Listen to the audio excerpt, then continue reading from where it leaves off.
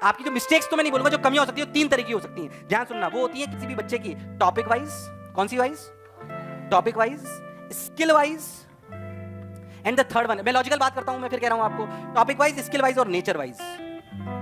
इन तीनों की वजह से आपके सिलेक्शन रुकता है, इन तीनों की वजह से।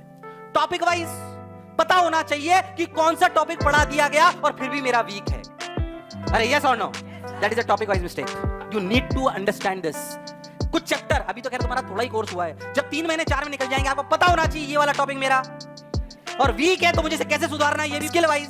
स्किल वाइज कैसे? यार मेरी ना वर्ड्स पर मिनट पढ़ने की स्पीड बहुत धीरे है। कितनी? जो अच्छे रीडर्स होते हैं ना, अच्छे रीडर्स, उनकी स्पीड 400 वर्ड्स पर मिनट की होती है। कितनी? WPM के बारे में जानते हो कि नहीं जानते? वर्ड्स पर मिनट पढ़ने की स्पीड तेज होनी, नहीं तो रफ्तार धीरे हो जाएगी। ये स्किल है मेरी। अच्छा, पढ़ने से बात नहीं बनेगी, क्या आपने सिर्फ रीडिंग कर ली?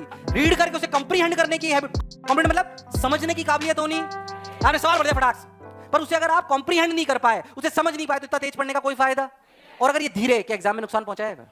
अरे यस और नो, ये स्किल है। इसमें टीचर क्या करेगा? That is a skill which you need to build if you really want to get selected, if you really want to improve yourself in this world. तो आपके पास रीडिंग हैबिट होनी और उसको रफ्तार में पढ़ने की आदत होनी।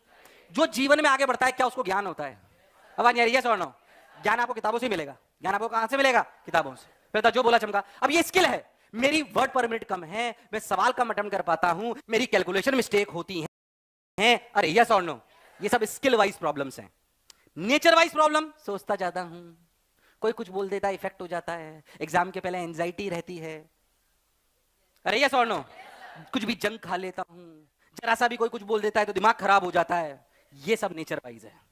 इनमें से कहीं पे भी गड़बड़ है, क्या वो सिलेक्शन पे इंपैक्ट करेगा? अरे यस और no. So everything is important, everything is important, and it is not that जो मैं आपको आज स्किल कह रहा हूं सिर्फ IIT में सिलेक्ट कराओगे, करोगे, जीवन में सफल होगे।